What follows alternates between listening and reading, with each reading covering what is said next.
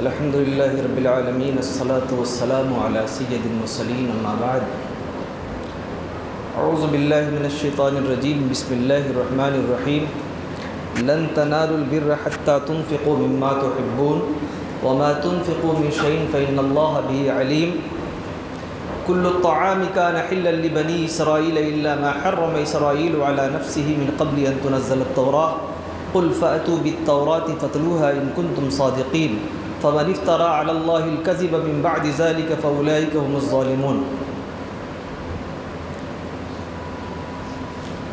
آج ہم لوگوں نے حسب روایت چوتھے پارے کی تلاوت سنی ہے۔ اللہ تبارک و تعالیٰ آپ کے سننے کو اور حافظ صاحب کے سنانے کو قبول فرمائے۔ پارے کی شروعات ہوتی ہے لن تنالوا البر حتى تنفقوا مما تحبون۔ اللہ فرماتا ہے کہ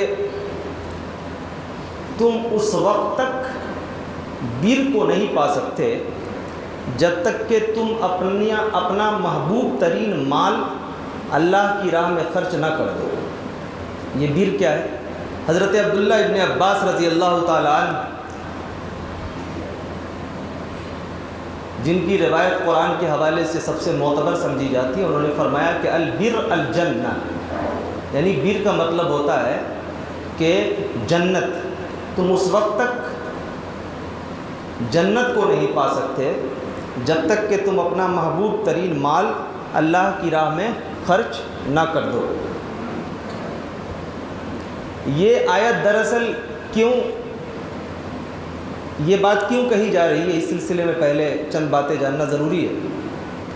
وہ یہ ہے کہ جو یہودی تھے نا، تو وہ لوگ دراصل سخاوت میں اور خرچ کرنے میں انتہائی درجے کے بخیل الصفات لوگ تھے، ہے نا۔ مطلب وہ جو بولتے ہیں کہ بہت ٹھیٹھ زبان میں کہ جب ایسے تو کہتے تھے کہ ہم انبیاء کے راستے پر چلنے والے ہیں وغیرہ وغیرہ، لیکن جب خرچ کرنے کی بات آتی تھی تو ان کی نانی مرنے لگتی تھی۔ تو اللہ تعالیٰ نے فرمایا کہ یہاں کیا ہے، لن تنالوا البر حتى تنفقوا مما تحبون، کہ اس وقت تک تم جنت کو نہیں پا سکتے۔ اور کمال حیرت یہ ہے کہ یہاں پر عربی کا جو لفظ ہے وہ لن استعمال کیا گیا۔ لا کا معنی بھی نہیں ہوتا ہے، بعض دفعہ ما کا معنی بھی نہیں ہوتا ہے، لم کا معنی بھی نہیں ہوتا ہے، لیسا کا معنی بھی نہیں ہوتا ہے، لیکن یہاں پر اللہ تبارک و تعالیٰ نے لن کا استعمال کیا، مطلب تاکید ہے۔ یعنی یہ ہلکے میں ایزی میں لینے کی چیز نہیں ہے، مطلب تاکید اللہ نے فرمایا۔ اور ایک طریقے سے ایک اسٹینڈرڈ بھی متعین کر دیا کہ کسی انسان کو کسی چیز سے جو محبت ہوتی ہے نا، اس محبت اور اس کی قربت کا معیار یہ ہے کہ وہ اس کے لیے پیسہ خرچ کرے۔ آپ دیکھتے ہوں گے کہ دوست وغیرہ سماجی زندگی میں تو بہت سارے لوگ مل جاتے ہیں، لیکن جب پیسہ خرچ کرنے کی بات آتی ہے تو اچھے اچھے لوگ بغلے جھانکنے لگتے ہیں، جس کے بارے میں کل بتا چکا ہوں۔ تو اللہ نے فرمایا کہ اپنا محبوب ترین مال، یعنی جنت کے حصول کی اگر طلب ہے آپ کے اندر، تو آپ اپنی محبوب سے محبوب ترین چیز کو بھی اللہ کی راہ میں قربان کرتے ہوئے، پیش کرتے ہوئے ذرہ برابر بھی گریز نہ کیجیے، یہ اللہ تبارک و تعالیٰ کہہ رہا ہے۔ اب دیکھیے، یہ عجیب و غریب بات ہے کہ ایک آدمی آج کی تاریخ میں، ماڈرن زمانے میں، یہ بچوں کو زیادہ سمجھ میں آئے گی، نوجوانوں کو، جب آن لائن کسی چیز کو منگوانا ہو، معمولی مائکرو فون اگر آن لائن منگوانا ہو، 500 روپے کا اگر دے رہا ہے نا، 400 300 کا 500 کا، تو اس میں دیکھے گا کہ سب سے ہائی رینج کا زیادہ فیسلٹی والا مائکرو فون کون ہے، تو 700-800 کا بھی اگر مل جائے تو چلے گا، وہ خرید لیتا ہے اور پھر منگوا لیتا ہے۔ لیکن وہی اگر کوئی معذور آدمی جس کا پیر ہاتھ معذور ہے اور وہ آپ کے رحم و کرم کا محتاج اگر ہاتھ پھیلائے ہوا ہے، تو اس نے جیب میں غلطی سے اگر ہاتھ ڈال دیا تو اس میں سے یہ دیکھتا ہے کہ سب سے کم لیبل کا پیسہ کون سا ہے، جبکہ یہ مائکرو فون اگر تھوڑا سا کھنچا جائے تو کل ہو کر کے خراب ہو جائے گا، پھر اس کے بعد پھینک کر کے پھر دوسرا منگواتا ہے، تیسرا منگواتا ہے، یا پھر مسجد کی تعمیر کے لیے، پھر یہ مسجد کے فلاحی کاموں کے لیے، یا پھر کسی انجمن کی ترقی کے لیے، یا کسی عمارت کے فروغ کے لیے اگر بات ہو، تو آدمی وہاں پر عجیب و غریب کشمکش کا شکار رہتا ہے۔ سپوز دیٹ، تھوڑی دیر کے لیے مان لیجئے کہ جیسے آپ کے پاس ایک زمین ہے اور شہر کے کسی ایسی جگہ میں ہے جہاں پر آپ کو بڑی محبت ہے کہ یار یہ فیوچر میں بہت زیادہ انکم دے سکتی ہے، لیکن اگر بالفرض اگر کل ہو کر کے آپ ایسی جگہ پر موجود ہے جہاں پہ آپ کی زمین ہے اور آپ کو دین کی دعوت، تبلیغ اور نشر و اشاعت کے لیے کوئی مناسب جگہ نہیں مل رہی ہے کہ ہم لوگ جو 10-15 اہل حدیث ہوئے ہیں اب یہ کوئی مناسب جگہ متعین کرے جہاں پہ ہم کھل کر کے بیٹھ کر کے نماز پڑھ سکیں، اور آپ کی اس زمین کے علاوہ کوئی دوسرا راستہ بھی نہیں ہے کہ لوگ چن کر کے فوری طور پر پیسہ اکٹھا کر کے بنا سکے، آپ کا دل نہیں کرتا، آپ چاہتے تجارت کریں گے، اس پر مکان اور بلڈنگ بنائیں گے، لیکن اگر آپ نے صرف اللہ کی رضا اور خوشنودی کے لیے کہا کہ بھائی یہ زمین تو بڑی محبوب ہے ہم کو، لیکن بات چونکہ مسجد کے قیام کی آ رہی ہے، لو میری طرف سے میں اللہ کی راہ میں دیتا ہوں،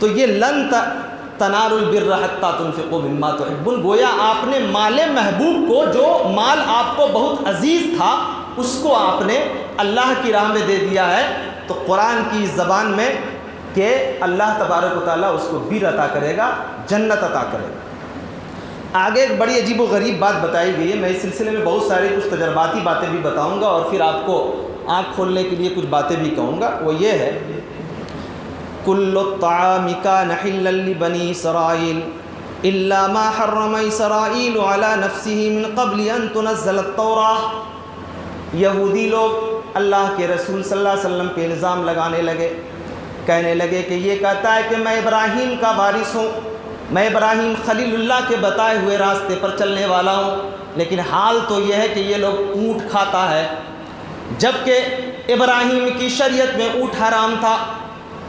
کس نے کہا؟ یہودی نے۔ ابراہیم کی شریعت میں اونٹ حرام تھا اور یہ لوگ اونٹ کھاتا ہے، تو یہ کیسا وارث ہے؟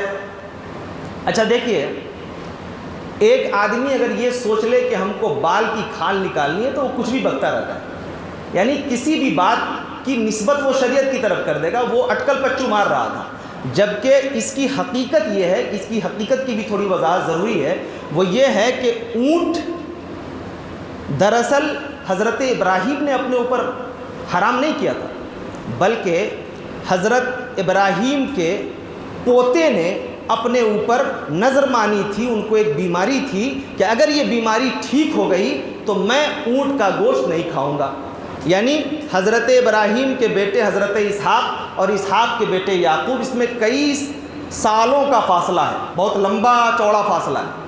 اچھا، حضرت یعقوب علیہ السلام کو عرق النساء کی بیماری تھی، انہوں نے کیوں نظر مانی تھی؟ عرق النساء، عام طور پر عرق النساء بول کر کے لوگ گزر جاتے ہیں، پبلک سمجھ نہیں پاتی ہے کہ یہ عرق النساء ہے کیا، تو اس بات کو بتانا بھی ضروری ہے۔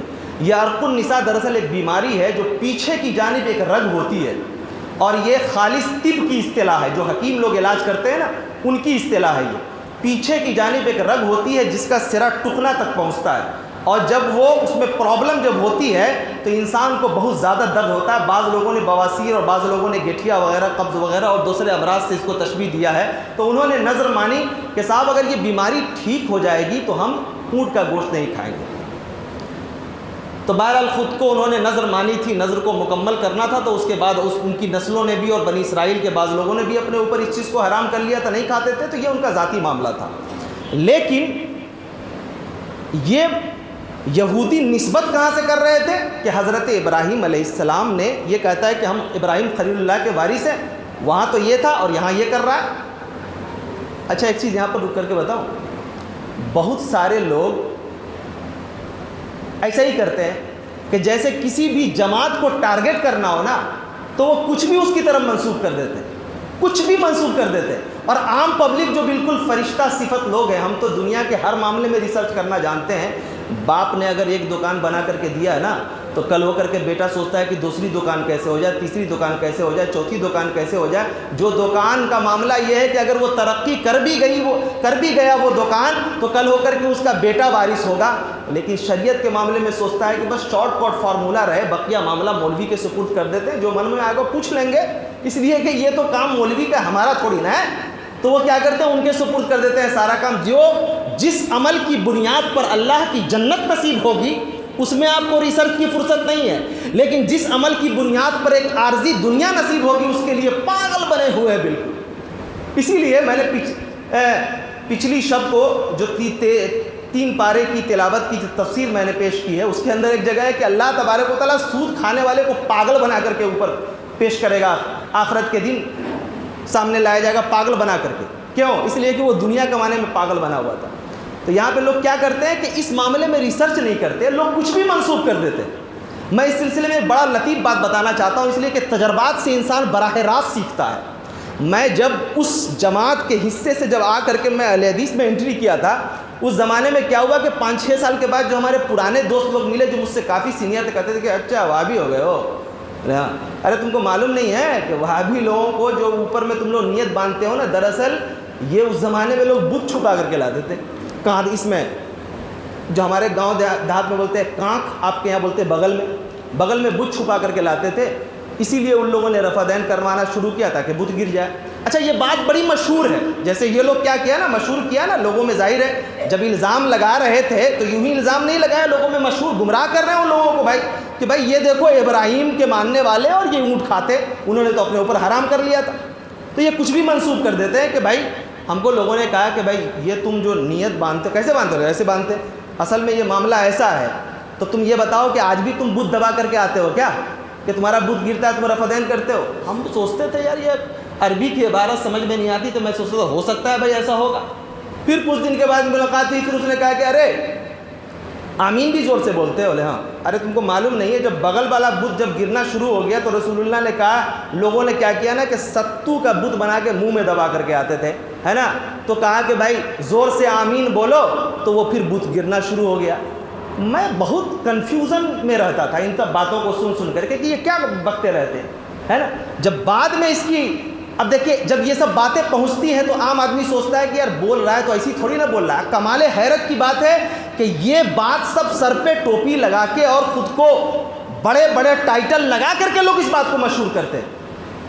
مجھے حیرت ہے کہ اللہ کے ایسے لوگ کیا منہ دکھائیں گے کہ اللہ کی جانب اور رسول اللہ کی جانب ایسی چیزوں کی نسبت کی جا رہی ہے. یعنی سامنے والے کو اگر ڈیمیج کرنا ہے یا کمزور کرنا ہے، کوئی انسان اتنا گر سکتا ہے کہ جو بات رسول اللہ کی نہیں ہے اسے بھی رسول اللہ کی جانب منسوب کر دیا جائے.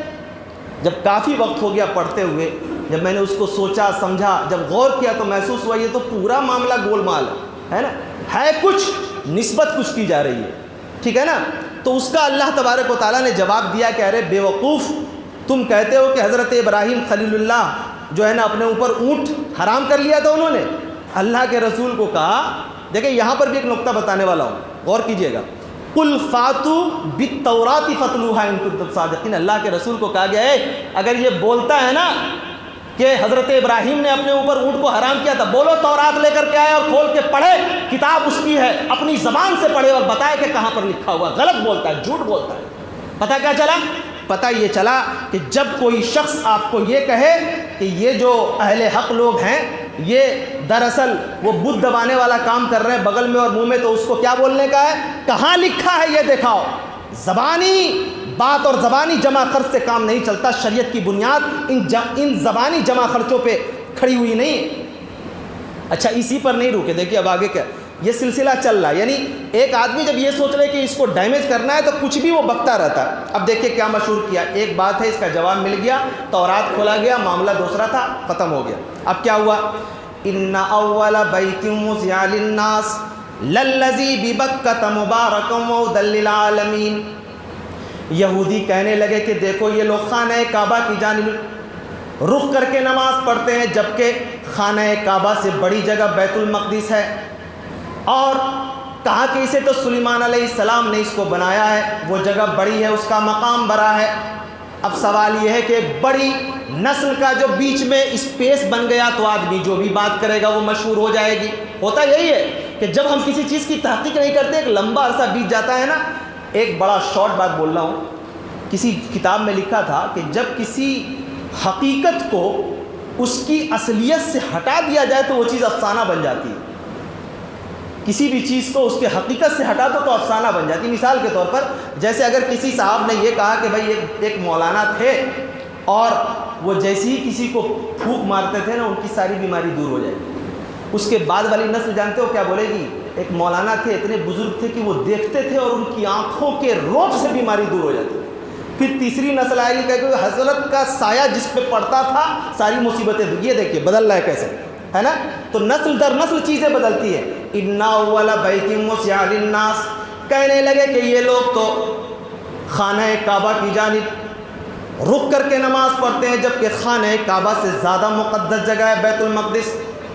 اللہ نے جواب دیا اِنَّ أَوَّلَ بَيْتٍ وُضِعَ لِلنَّاسِ, اس روئے زمین پر سب سے پہلا قبلہ جسے تمام انبیاء کرام علیہ الصلاۃ والتسلیم نے رک کر کے نماز ادا کی ہے, چاہے وہ حضرت ابراہیم خلیل اللہ ہو, یا موسیٰ کلیم اللہ ہو, یا عیسیٰ روح اللہ ہو, یا حضرت یعقوب ہو, یوسف ہو, جو بھی ہو, کہا کہ تمام انبیاء کرام علیہ الصلاۃ والتسلیم نے خانہ کعبہ کی جانب رک کر کے نماز ادا کی ہے, اور یہ پوری روئے زمین پر سب سے پہلا قبلہ ہے.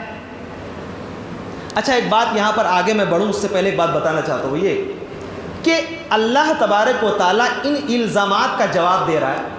بہت سارے لوگ بولتے ہیں, ہماری جماعت میں لوگ بہت سارے جو یہ کہیے کہ بیچ والے مائنڈ کے ہوتے ہیں, جیسے بہت سیکولر مائنڈ کے جو لوگ ہوتے ہیں. سیکولر بھی ہر جگہ سیکولر نہیں ہونا چاہیے.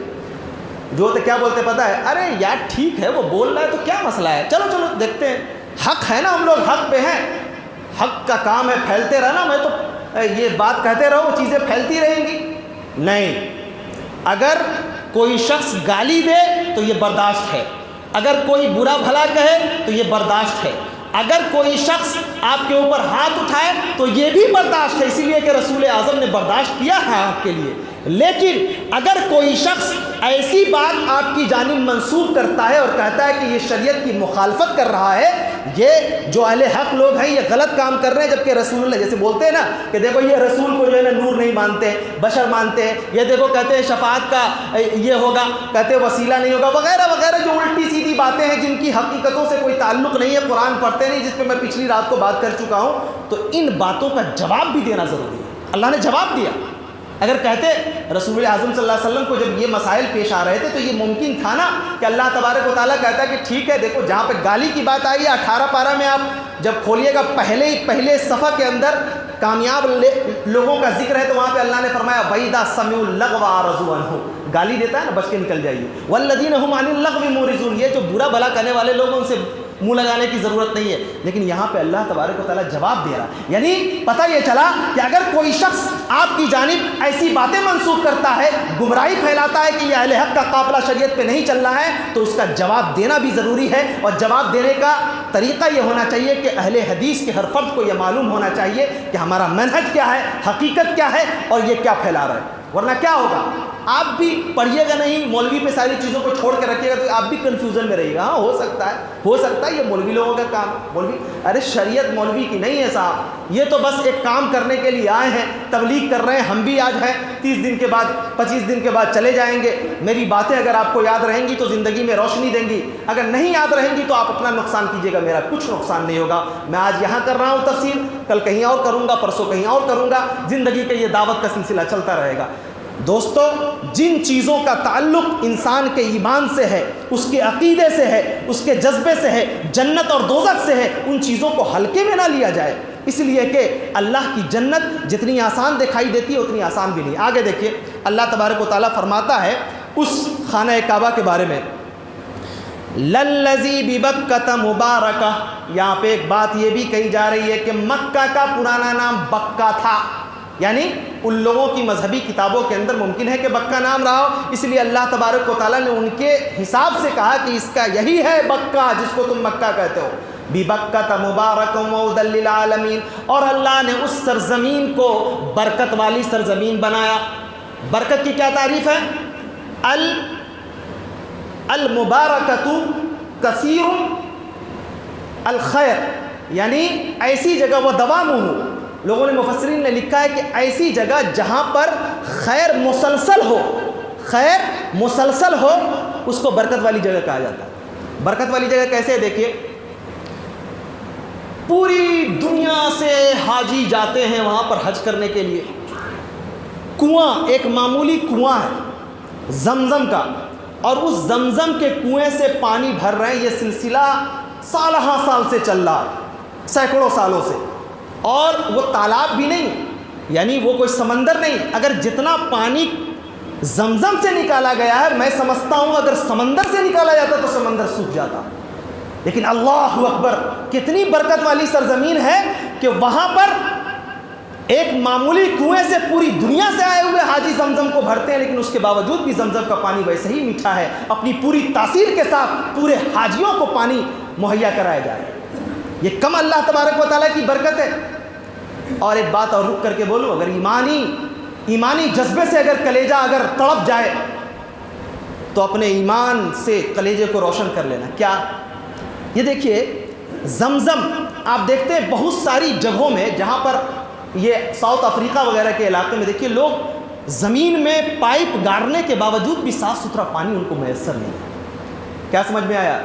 اور حضرت اسماعیل نے معمولی ان کی ایڑیوں کی گگر سے اللہ تبارک و تعالیٰ نے دنیا کا سب سے معتبر پانی پوری انسانیت کو مہیا کر دیا، اور خاص طور سے اس خیر امت کو. کیا پتہ چلا؟ پتہ یہ چلا کہ اگر اللہ تبارک و تعالیٰ اگر نہ چاہے، پوری قوم مل کر کے زمین کی تہوں میں اگر لگ جائے کہ اس سے صاف و شفاف پانی اگر نکالے، پائپ گاڑنے کے باوجود اور سائنٹسٹ کا پورا دماغ لگانے کے باوجود بھی میٹھا پانی نہیں نکال سکتے. اور اگر اللہ تبارک و تعالیٰ کی مرضی ہو جائے تو ایک معمولی بچے کی ایڑیوں کی رگڑ سے اللہ تبارک و تعالیٰ شفاف پانی نکالتا. انوائٹڈ قوم میں اس جملے کو ذہن میں محفوظ رکھو. یہ اللہ تبارک و تعالیٰ کی برکت ہے. اور اس پانی کی برکت کے بارے میں جو سائنسی نقطۂ نظریہ، اس بارے میں کیا کہوں، کبھی فرصت سے پڑھیے تو آپ کو سمجھ میں آئے گا کہ اللہ تبارک و تعالیٰ نے اس سرزمین کی برکت کیا رکھی ہے، اس پانی میں کتنی برکت ہے. اور آپ کو ایک حیرت انگیز بات بتاؤں، حضرت ابو ذر غفاری رضی اللہ تعالیٰ عنہ مشہور صحابی رسول جب ایمان لانے کے لیے مکے کے اندر آئے نا، تو لوگوں سے بچنے کے لیے چھپ چھپا کر کے اللہ کے رسول کو دیکھتے تھے، تو انہوں نے پورے 1 ہفتے تک صرف اسی پانی پہ گزارا کیا. یعنی اب آب زمزم کا پانی پیاس بھی بجھاتا ہے اور آپ کی خوراک بھی مٹاتا ہے. سبحان اللہ، آپ کی پیاس بھی بجھاتا ہے اور خوراک بھی مٹاتا ہے. یہ زمزم کے پانی کی تاثیر ہے. اور ایک بات اور میں بتاتا ہوں اپنی جانکاری کی روشنی میں. آج سے 40 سال پہلے میں ان کو جانتا ہوں، اپنی جماعت کے ایک بڑے معتبر عالم دین ہیں، مناظر اسلام. 40 سال پہلے وہ مدینہ اسلامیہ یونیورسٹی کے اندر پڑھتے تھے. مدنی ہیں، نام کچھ مصلحت کے پیش نظر نہیں بتا رہا. بہت بڑے عالم دین الحمدللہ. اور آج سے 40 سال پہلے اگر کسی کو پیٹ میں اسٹون ہو جائے تو سوچیے کہ آپریشن کرنا کتنا مشکل تھا. یہ آپریشن کے نام سے انسان کی روح کانپ جاتی تھی. شیخ نے ایک مرتبہ بتایا کہ جب مجھے یہ ہو گیا تو میں نے پورے ایمان اور یقین کے ساتھ کہ اللہ کے رسول نے فرمایا ہے کہ آدمی جس نیت سے زمزم کا پانی پیے اللہ تبارک و تعالیٰ اس میں شفا کرتا ہے. کہتے ہیں کہ میں کئی مہینے تک کھانا کم کھاتا تھا، زمزم کا پانی زیادہ پیتا تھا. 3 مہینے کے بعد جب دوبارہ گیا جب چیک اپ کروانے کے لیے تو وہ اسٹون اندر کا غائب تھا. سبحان اللہ، یہ کرشمہ ہے. اللہ اکبر، یہ برکت ہے اس کی. اور ایک بات اور بتاؤ، ابن ماجہ کے اندر حضرت یہ 1409 نمبر کی حدیث ہے، اس میں اللہ کے رسول نے فرمایا کہ لاکھوں نمازوں کے برابر اگر آپ وہاں پڑھیں نماز خانہ کعبہ میں تو اللہ تبارک و تعالیٰ دوسری جگہوں پر پڑھی گئی لاکھوں نمازوں کے برابر ثواب دیتا. اور ایک بات اور بتاتا ہوں کہ وہاں سے جو آدمی اگر حج کر کے پورے یقین اور اعتماد کے ساتھ واپس آتا ہے تو اللہ کے رسول کی حدیث ہے 3 شرطیں، اگر 3 شرطوں کو مکمل کر کے اگر کوئی حاجی واپس آتا تھا کہ برکت والی جگہ کیسے، فلم یرفس ولم یفسق ولا جدال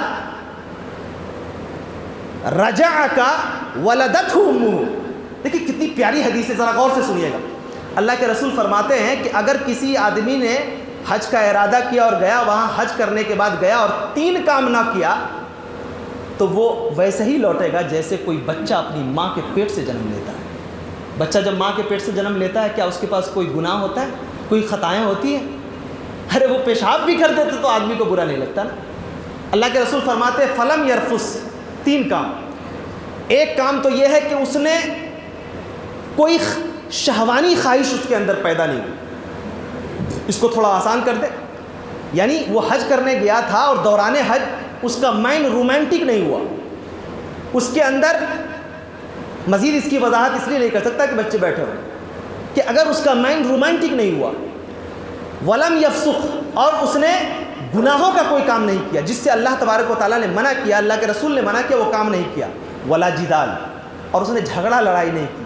اللہ کے رسول فرماتے ہیں رجعک ولدتہ امہ، اگر اس نے ان 3 شرطوں کو مکمل پاسداری کے ساتھ اگر وہ واپس آتا ہے تو وہ ویسے ہی ہے جیسے اس نے ماں کے پیٹ سے جنم لیا ہے. اللہ اکبر. یہ برکت نہیں ہے، یہ چھوٹی موٹی برکت ہے. آگے اللہ تبارک و تعالیٰ نے فرمایا فیہ آیات بینات مقام ابراہیم. اللہ فرماتا ہے کہ میں نے وہاں پر نشانیاں رکھی ہیں. نشانیاں کیا ہیں؟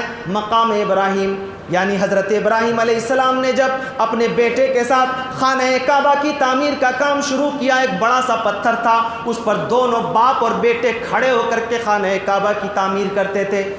مفسرین نے لکھا ہے کہ جیسے جیسے دیوار اوپر اٹھتی جاتی تھی، جس پتھر پہ حضرت ابراہیم علیہ السلام کھڑے ہوتے تھے، وہ پتھر اللہ کی رحمت سے اٹھتا جاتا تھا، اور جیسے ہی وہ دیوار کا کام مکمل کر کے اترتے وہ پتھر نیچے زمین پہ آ جاتا.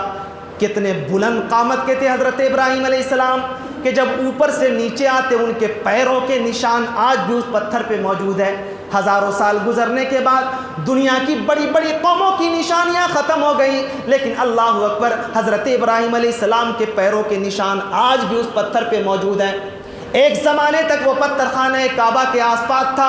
جب حضرت عمر کا دور خلافت آیا، حاجیوں کو طواف کرنے میں پریشانی ہوتی تھی، حضرت عمر نے وہاں سے اٹھوا کے دوسری جگہ اس کو منتقل کر دیا. یہ حضرت عمر کی بصیرت تھی. اور وہ جگہ میں کیسے نشانی ہے آپ دیکھیے کہ وہ جگہ، وہ مقام اتنی بابرکت ہے. اللہ نے جواب دیا کہ اگر اس کی طرف اگر کوئی بری نظر سے دیکھے تو اللہ تبارک و تعالیٰ اس کو تباہ کر کے رکھ دے گا. اللہ فرماتا ہے قرآن حکیم کے اندر، اگر آپ سورہ فیل کی تلاوت فرمائیں تو آپ دیکھیں گے کہ ابرہہ جب لشکر لے کر کے نکلا تھا اللہ کے رسول کے زمانے سے پہلے کہ میں کعبہ کو منہدم کر دوں گا، اللہ تبارک و تعالیٰ نے آسمان سے پرندوں کے ذریعے ایسی چھوٹی چھوٹی کنکڑی پھینکی. ارے اللہ تبارک، یہ پرمانو ہتھیار کیا ہے؟ اللہ کے ہتھیار کے سامنے یہ جو میزائل اور دوسری چیزیں کیا ہے؟ اللہ قرآن میں لکھا ہے کہ وَأَرْسَلَ عَلَيْهِمْ طَيْرًا أَبَابِيلَ تَرْمِيهِمْ بِحِجَارَةٍ مِّن سِجِّيلٍ فَجَعَلَهُمْ كَعَصْفٍ مَّأْكُولٍ. اللہ نے پرندوں کے ذریعے ایسی کنکڑی بھیجی کہ اس پہ جب وہ کنکڑی گری ہے تو وہ پوری قوم بھوسا بن گئی. بھوسا جانتے ہو آپ؟ یہ جو آپ گیہوں وغیرہ میں، آپ لوگ تو الحمدللہ بڑی اچھی جگہ میں رہتے، گاؤں دیہات کے علاقے میں آپ جائیں گے تو آپ دیکھیں گے کہ جب گیہوں کو جب لوگ پسواتے اس میں سے بھوسا نکلتا ہے، چھوٹا بھوسا بنا دیا اللہ تبارک و تعالیٰ. آج بھی وہ نشانی ہے اور وہاں پر بریکٹ لگا ہوا ہے، کوئی بھی آدمی وہاں جا نہیں سکتا. آج بھی حاجی جاتے ہیں تو بچ کر کے جاؤ، یہ خطرناک جگہ ہے، یہاں پر ایک قوم کو تباہ کیا اللہ تبارک و تعالیٰ نے. بڑے بڑے ہاتھی کو اللہ تبارک و تعالیٰ نے وہاں پہ ختم کر کے رکھ دیا. یہ فرمایا کہ فیہ آیات بینات مقام ابراہیم ومن دخلہ کان آمنا. اور اللہ تبارک و تعالیٰ نے فرمایا کہ وہ زمین ایسی ہے کہ اس کے اندر جو داخل ہو جائے اس کو امان ہے. جو داخل ہو جائے، جانتے ہیں ایک عجیب و غریب بات یہ ہے کہ پہلے زمانے میں لوگ یہ کرتے تھے کہ حدود حرم کے اندر یہ جانتے تھے کہ یہاں پر داخل ہونے کی وجہ سے امان ہے، تو بعض دفعہ قاتل کسی کا قتل کر کے اور جا کر کے اس میں داخل ہو جاتا تھا. اور چونکہ اس کو معلوم تھا کہ بھائی اس میں رہنے والے کو مارنا نہیں ہے، جو مقتول کا جو وارث ہوتا تھا، یعنی جس کو مارا گیا، اس کے جو رشتہ دار ہوتے تھے اس کو تاک میں لگا کے دیکھتے رہتے تھے، اور وہ بھی بیٹا ٹکر ٹکر دیکھتا رہتا تھا. اور جیسی دیکھتا جب نکلے گا وہ تاک میں کہ نکلے گا اور اس کا کام تمام کر دیں گے، اور وہ بھی دیکھتا رہتا تھا کہ تم تاک میں لگے اور ہم نکلیں گے ہی نہیں. ومن دخلہ کان آمنا. اللہ کی زمین وہاں پر جو خانہ کعبہ کے آس پاس کا حلقہ ہے وہ اتنا زیادہ امان ہے وہاں کہ آج بھی وہاں پر آپ پیڑ پودا نہیں کاٹ سکتے، کسی کو مار نہیں سکتے، لڑائی نہیں کر سکتے، حتیٰ کہ پرندوں کو آپ جاندار چیز تو چھوڑ دیجئے، بے جان چیزوں کو آپ نقصان نہیں پہنچا سکتے. یہ اللہ تبارک و تعالیٰ نے اس سرزمین کو یہ وقار اور اعتبار عطا کیا. آگے اللہ تبارک و تعالیٰ نے فرمایا کہ یا ایھا الذین آمنوا اتقوا اللہ حق تقاتہ ولا تموتن الا وانتم مسلمون. بڑی سلیقے سے سنیے گا، یہ بڑے کام کی بات ہے. اللہ فرماتا ہے، یہ جو آیت ہے یہ اتفاق سے ہر جگہ جب کسی کا نکاح پڑھایا جاتا ہے تب یا مولانا صاحب خطبہ پڑھاتے ہیں تب اس آیت کی تلاوت کی جاتی ہے. یا ایھا الذین آمنوا اتقوا اللہ حق تقاتہ. اللہ فرماتا ہے کہ اگر 5 چیزیں تمہارے اندر موجود ہوں تو تم دنیا میں بھی کامیاب رہو گے اور آخرت میں بھی کامیاب رہو گے. وہ 5 چیزیں کیا ہے؟ لے کر کے جانا. یا ایھا الذین آمنوا اتقوا اللہ حق تقاتہ. سب سے پہلی چیز یہ ہے کہ اللہ سے ڈرنا ہے، اور سیدھے اللہ سے نہیں ڈرنا ہے. یہ نارمل بات نہیں. یا ایھا الذین آمنوا اتقوا اللہ کے بعد اللہ فرماتا ہے حق تقاتہ. اپنی مرضی سے نہیں، میں نے تم کو جیسا ڈرنے کے لیے کہا ویسی تم کو ڈرنا ہے. دوسری چیز اللہ نے فرمایا وَاعْتَصِمُوا بِحَبْلِ اللَّهِ جَمِيعًا وَلَا تَفَرَّقُوا، اللہ کی رسی کو مضبوطی سے پکڑ لو۔ اللہ کی رسی کو مضبوطی سے پکڑنے کا کیا مطلب؟ تمسک بالکتاب والسنہ۔ یہ میں اس لیے ڈھونڈا تھا ایک مثال دینے والا۔ اللہ فرماتا ہے وَاعْتَصِمُوا بِحَبْلِ اللَّهِ، دوسری شرط یہ ہے کہ اللہ کی رسی کو مضبوطی سے پکڑ لو۔ رسی کیا ہے؟ آپ لوگ جو شہر میں رہنے والے لوگ ہیں وہ رسی کیا جانے، مجھ سے پوچھیے، ہم نے گاؤں میں ہاں دیہات میں آنکھ کھولی ہے، رسی کو یوں لوگ کرتے، یوں ایسے رسی بناتے، ٹھیک ہے؟ یہ دو سرا بنا، یہ قرآن ہے اور یہ حدیث ہے۔ تمثیل دیکھ رہے ہیں آپ، مثال قرآن کی۔ اللہ کی رسی کو مضبوطی سے پکڑ لو، یہ بھی تو کہہ سکتے تھے اللہ کی کھڑکی کو پکڑ لو یا کسی لوہے کو پکڑ لو، اللہ نے فرمایا رسی کو پکڑ لو۔ کتنا مطلب ایسی جگہ سے اللہ تبارک و تعالیٰ مثال دیتا ہے کہ اگر کوئی غریب ہو تو وہ بھی سمجھ لے اور امیر ہو تو وہ بھی سمجھ لے۔ امیر کیا جانے کہ رسی کیسے بنی جاتی ہے، آج کل تو آرٹیفیشل زمانہ ہے، ہر چیز میں وہ دوسری تانت لگ گیا ہے، تار لگ گیا، تو رسی کہاں سے سمجھنے والا، تاکہ غریب بھی سمجھے تو سمجھے، امیر بھی سمجھے تو سمجھے۔ وَاعْتَصِمُوا بِحَبْلِ اللَّهِ جَمِيعًا وَلَا تَفَرَّقُوا، اللہ فرماتا ہے کہ اللہ کی رسی کو مضبوطی سے پکڑ لو۔ وہ رسی کون سی ہوگی؟ وہ اللہ تبارک و تعالیٰ کی کتاب کی ہوگی، رسول اللہ کی سنت کی ہوگی، رسول اللہ کی حدیث کی ہوگی۔ تیسری چیز اللہ نے یہ فرمایا وَلَا تَفَرَّقُوا، آپس میں تفرقہ بازی نہ کرنا، جماعت کو مضبوطی سے پکڑے رہنا۔ آپ دیکھ لیجئے کہ پوری دنیا کے اندر کیا ہے، اگر بولنا آ گیا ہے تو ہر آدمی اپنے بولنے کا حق سمجھتا ہے، اگر لکھنا آ گیا ہے تو ہر آدمی اپنے لکھنے کا حق سمجھتا ہے۔ کیا بول رہا ہے، کیوں بول رہا ہے، ضروری ہے یا نہیں، اس کی کسی کو پرواہ نہیں، بس بولے جا رہا ہے۔ اس کی زبان سے نکلے ہوئے الفاظ بارود سے زیادہ خطرناک ہو رہے ہیں، اس کو کوئی پرواہ نہیں، بس یہ ہے کہ میری بات لوگوں نے سن لی۔ اللہ فرماتا ہے وَلَا تَفَرَّقُوا، تفرقہ بازی نہ کرنا۔ دیکھیں سائیکلوجیکل کتنا مطلب ایک عام زندگی کسی بھی، اچھا یہ تو قرآن کی بات ہے، حدیث کی بات ہے، یہ جو فلسفہ ہے نا، یہ آپ زندگی کے کسی بھی نظام میں بڑی کمپنی کو آپ بنانا چاہتے ہیں، لائف میں ڈیولپ کرنا چاہتے ہیں، اپنی فیملی کو آپ آگے لے جانا چاہتے ہیں، کہیں بھی فٹ کر لو، اللہ تبارک و تعالیٰ آپ کو کامیابی دے گا۔ یہ کتنی سائیکلوجیکل کتاب ہے۔ میں یہ سوچتا ہوں کہ لوگ اتنی آسانی سے صرف رمضان کے مہینے میں کیوں اس کو کھولتے ہیں۔ ابھی یہ کہیں میں نے پڑھا تھا، ایک صاحب جو ہے نا، وہ رمضان کا جب چاند نکلا نا، تو ایک صاحب جو ہے نا آئے اپنے پڑوسی کے گھر کے، وہ جو میں نے پچھلے سال آپ کو قرآن دیا تھا نا رکھنے کے لیے، وہ ذرا دے دیجئے گا، آپ کے یہاں کتابیں رکھی رہتی ہیں، حفاظت سے رکھی ہوں۔ بولا اچھا ٹھیک ہے، بولا اچھا دے دیا، اس کو جھاڑ وار کر کے اس کو دے دیا۔ بولا پھر رمضان کے بعد پہنچانے کے لیے آؤں گا، یعنی رمضان کا اس کا کام ختم ہو جائے گا۔ قرآن اس لیے نہیں آیا تھا میرے دوستو، قرآن اس لیے آیا تھا کہ آپ اس کو سینے سے لگاتے۔ یہ کیا ہے کہ آپ نے جزدان میں چلا اس کو باندھ کر کے اتنی بلندی پہ رکھ دیا ہے کہ اس کو یا تو قرآن خوانی کے بعد سمجھ میں آتی ہے، اس کی یاد آتی ہے، یا کوئی مر گیا تو اس وقت یاد آتی ہے۔ اسی لیے کسی نے کہا کہ قرآن خوانی تو خوب ہوتی ہے، قرآن فہمی نہیں ہوتی ہے۔ جتنی قرآن خوانی پڑھ پڑھ کے منتر کی طرح کام چلا رہے ہو، کبھی قرآن کو سمجھو تو زندگی کا پورا نقشہ بدل جائے۔ اللہ فرماتا ہے وَلَا تَفَرَّقُوا، آپس میں تفرقہ بازی نہ کرو۔ اور آگے اللہ تبارک و تعالیٰ نے فرمایا وَلْتَكُن مِّنكُمْ أُمَّةٌ يَدْعُونَ إِلَى الْخَيْرِ وَيَأْمُرُونَ، یہ بڑی پیاری بات ہے یہ آپ لوگوں کے لیے۔ وَلْتَكُن مِّنكُمْ أُمَّةٌ يَدْعُونَ إِلَى الْخَيْرِ، اللہ فرماتا ہے یہ جو شرطیں اوپر بیان کی گئی کہ اللہ تبارک و تعالیٰ سے ڈرنا ہے، اللہ کی رسی کو مضبوطی سے پکڑنا ہے، آپس میں تفرقہ بازی نہ کرنا ہے۔ چوتھے نمبر پر آتا ہے کہ وَلْتَكُن مِّنكُمْ أُمَّةٌ يَدْعُونَ إِلَى الْخَيْرِ، اللہ فرماتا ہے کہ لوگوں کو بھلائی کا حکم دو اور برائی سے روکو۔ اچھا کمال حیرت کی بات یہ ہے کہ امۃ یدعون الی الخیر ویأمرون بالمعروف، پہلے بھلائی کا حکم دو اور برائی سے روکو۔ پچھلی رات کو جو میں نے بات کیا جہاں پر وہ ہے کہ طاغوت کے بارے میں، کہ طاغوت کا انکار کرو پھر ایمان لاؤ، یہ وہاں پر ایمان کی جب بات تھی تو اللہ نے فرمایا پہلے طاغوت کا انکار کرو۔ اور طاغوت کی میں نے تعریف کی تھی کہ طاغوت کا مطلب یہ ہے کہ اللہ تبارک و تعالیٰ کے علاوہ جس کی بھی عبادت ہے چھوڑ دی جائے، یہ طاغوت ہے۔ اور اللہ تبارک و تعالیٰ کے ساتھ جڑ جانا۔ پتہ یہ چلا کہ ایمان میں انٹری کے لیے، یہ ایمان میں انٹری کرنے کے لیے دوسرے معبودان باطلہ کا انکار ضروری ہے، ٹھیک ہے۔ یہاں پہ اللہ تبارک و تعالیٰ یہ بھی تو کہہ سکتا تھا کہ پہلے لوگوں کو برائی سے روکو اور بھلائی کا حکم دو، لیکن یہاں پہ اللہ تبارک و تعالیٰ نے کیا کہا؟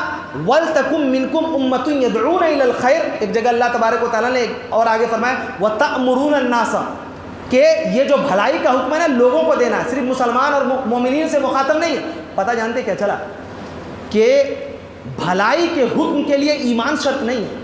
بڑی باریک بات ہے. بھلائی کے حکم کے لیے ایمان شرط نہیں ہے. یعنی یہ ضروری نہیں ہے کہ اگر ہم بھلائی کا حکم دے رہے ہیں تو وہ صرف ایمان والا ہو، بلکہ یہ دراصل براہ راست جو غیر مسلم بھائی ہیں ان کی جانب اشارہ ہے. آج کیا ہے، ہم لوگ اپنا اپنا کام کر رہے ہیں. غیر مسلم بیچارہ پیاسا، بس ہم کو اتنی فکر ہے کہ اس نے مجھے یہ کہہ دیا، مجھے یہ کہہ دیا، اس کے خلاف کام کرنا، اس کو یہ کرنا وہ کرنا. ہم لوگ اس لیے نہیں آئے تھے. اللہ فرماتا ہے وَلْتَكُن مِّنكُمْ أُمَّةٌ يَدْعُونَ إِلَى الْخَيْرِ کہ بھلائی کا حکم دو اور برائی سے روکو. اور ایک بات اور بتاؤ، یہ کتنی عجیب و غریب کتاب ہے. میں پڑھتا ہوں کبھی کبھی تو مطلب اندر تک کانپ جاتا ہوں کہ یا اللہ اتنی اچھی کتاب کیا لوگ صرف رمضان کے لیے رکھنے کی ہے؟ پڑھو، زندگی کا سارا نظام اس کے اندر داخل ہے. اللہ نے فرمایا خیر، بھلائی کا حکم دو، برائی کا روکو. سائیکلوجی کیا جانتے ہیں؟ خیر روشنی ہے اور برائی اندھیرا ہے. جب اندھیرے میں روشنی پہنچتی ہے تو خود بخود اندھیرے کی حکومت ختم ہو جاتی ہے. آپ روشنی پھیلاؤ اور اس حق کے اندر اتنی طاقت ہے کہ اللہ تبارک و تعالیٰ اس روشنی کو لوگوں کے دل نہیں روح کے اندر اتار دے گا. لیکن یہ ضروری ہے کہ آپ کے اندر وہ معلومات ہونی چاہیے. لیکن آپ ایسا نہیں کہتے. اللہ نے فرمایا کہ اگر بلندی چاہتے ہو دنیا میں اور آخرت میں تو ان صفات کے ساتھ ساتھ یہ بھی ہونا چاہیے. یہ نہیں کہ مولانا صاحب تقریر کریں گے ہم کریں گے. بھائی آپ بھی کچھ کر لو، آپ کو بھی اللہ کے یہاں جانا ہے. اللہ فرماتا ہے یہاں پر کسی کو خاص نہیں کیا گیا کہ مولانا کریں گے یا فلانا کریں گے یا حافظ صاحب کریں گے. سب کا کام ہے. اور جب مل جل کر کے اگر لوگ دعوت کا کام کرنے لگے تو دنیا کا نظام کیسا ہوگا؟ ذرا سوچو. وہ بیچارے رحم کے لائق ہے جو آپ کو برا کہتے ہیں. آج پورے ہندوستان کے اندر کیا ہے؟ وہی حالت ہے نا. ہم بس پریشان ہیں، اس نے یہ کہہ دیا، اس نے یہ کہہ دیا، میں اس کو یہ کروں گا. اور پھر جو پولیٹیکل لوگ ہیں وہ ہمارا پورا بلیک میل کرتے ہیں اچھے طریقے سے، خوب اچھے طریقے سے، اور ان کا کام چل رہا ہے. اسلام اس لیے نہیں آیا تھا. اسلام یہ اس لیے آیا تھا کہ آپ کو ہائپر نہیں ہونا ہے. دعوت کے لیے آپ کو ہمیشہ نارمل رہنا ہے. پیاری زبان استعمال کرنی ہے. زبان پہ، چہرے پہ تبسم ہو، آنکھوں میں چمک ہو، اور اس کے ساتھ رویہ اچھا کرنا ہے. کیا رسول کائنات صلی اللہ علیہ وسلم کی پوری مکی زندگی میں آپ نے دیکھا کہ نبی کونین نے کبھی کسی کے ساتھ برا سلوک کیا ہو، برا برتاؤ کیا ہو؟ اللہ کے رسول مکے میں گرے ہوئے ہیں، جسم خون سے لہولہان ہے. کیا منظر رہا ہوگا؟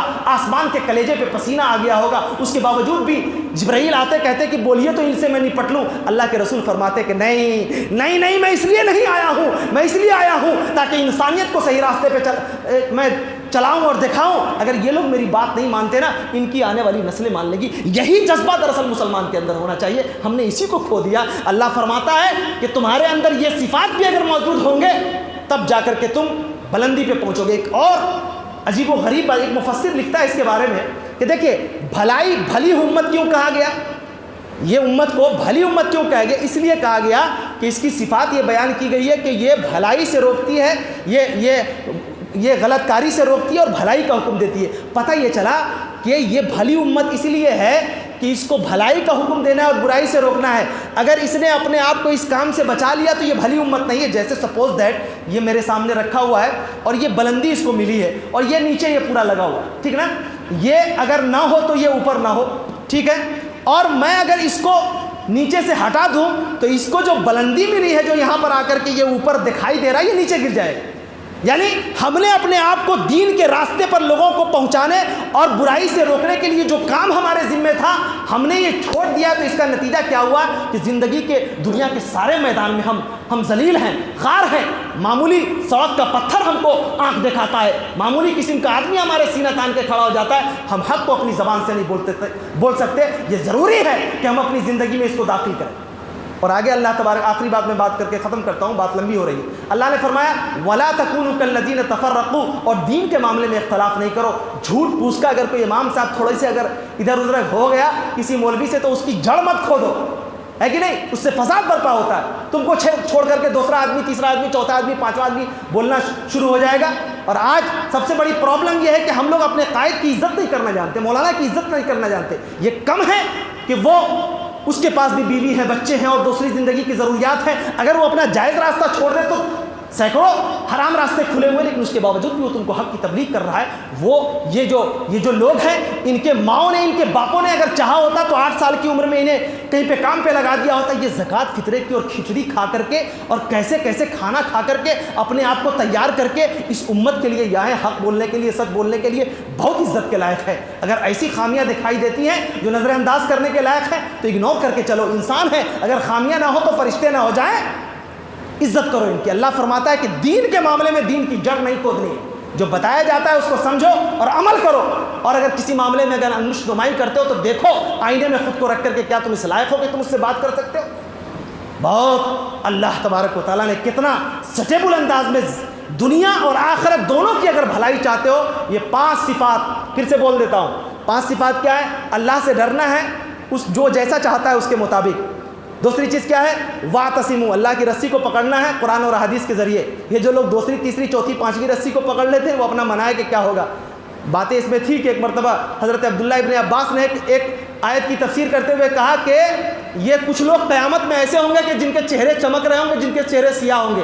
پوچھا گیا تو عبداللہ ابن عباس نے بڑی اچھی بات کہی کہ تب یزو اہل السنہ و تسود اہل البدع، وہ جو چہرہ چمک رہا ہے، یہ سنیں گے نا لوگ بولیں گے دیکھو یہ وہابی نے گڑھ لیا، وہابی نے نہیں گڑھا۔ عبداللہ ابن عباس نے اس کی تفسیر کی ہے، کہتے ہیں کہ جو چہرے چمک رہے ہوں گے نا تب یزو اہل السنہ، وہ صحیح شریعت پہ چلنے والے متبع قرآن و سنت ہوں گے، اور وہ تسود اہل البدع، جن کے چہرے کالے دکھائی دیں گے، یہ دراصل اہل بدعت ہیں۔ کہنے کو تو کوئی بھی اپنے آپ کو سنی ٹناٹن سنی اور کچھ بھی سنی کر لے کہ بھائی جنت کا ٹکٹ میرے ہاتھ میں، لیکن ایسا نہیں ہے۔